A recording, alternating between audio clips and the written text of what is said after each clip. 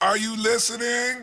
Welcome back to the Nerf Report. My name is Bryant, and for today's show, I wanted to talk with you about cloud gaming, and quite possibly the biggest benefit of cloud gaming. And obviously, what I'm talking about here is the freedom that cloud gaming gives you when it comes to your hard drive space. Like, I bought a PlayStation 5 last year, and within my first week of owning it, I was already doing the same old song and dance of, all right, if I uninstall Spider-Man and Avengers, I can fit Call of Duty, so am I gonna play those games? And if you're not aware, with cloud gaming, this doesn't exist. Like with Luna or Stadia, I have access to hundreds of games that I don't have to worry about installs because the moment I click play, those games are ready to go. It doesn't matter if I bought the game a year ago or even last week.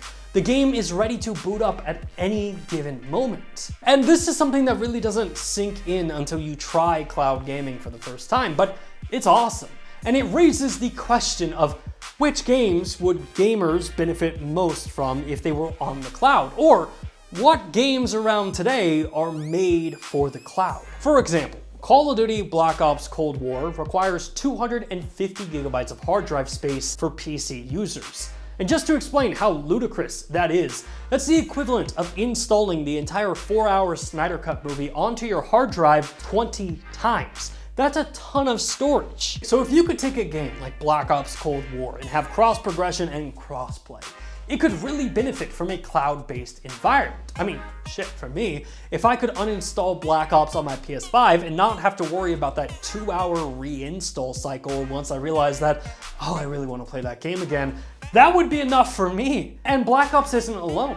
Ark Survival Evolved is coming to Google Stadia very soon, and that game, including all of its DLC, is 170 gigabytes, nearly 1/4 of the Xbox Series S's available storage. This is a game that was made for the cloud, as you don't have to worry about hard drive space when you're playing it. And from a developer standpoint, this is huge, because you are no longer limited to hard drive space, and you could make a game as big as possible. And clearly, there are some obvious choices for games that could extremely benefit from being on the cloud. GTA 5 requires 72 gigabytes, which is obviously a lot less than Black Ops or Ark, but still a ton of storage space. And speaking from personal experience here, freeing up my hard drive space is 90% of the reasons why I buy or play games again on the cloud. I mean, I loved Red Dead Redemption 2 and occasionally like to go back to it, but dedicating 150 gigabytes on my PlayStation just for it is a big ask. So I bought the game on Google Stadia and it runs perfectly. In fact, it is so close to my PlayStation that if I did a blind test between Stadia and PlayStation, I don't think that I could even tell you the difference. In fact, this is the same reason I played Destiny 2 on Stadia as well. In fact, back in the day, before Bungie vaulted all the cool stuff, Destiny 2 took over 165 gigabytes of my hard drive. Now on Stadia,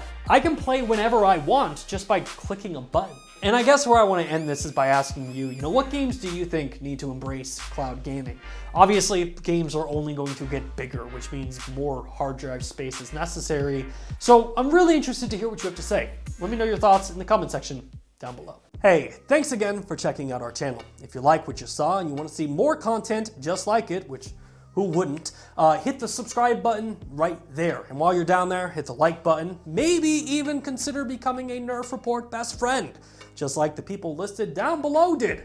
In fact, don't you want to see your name there? I know I do.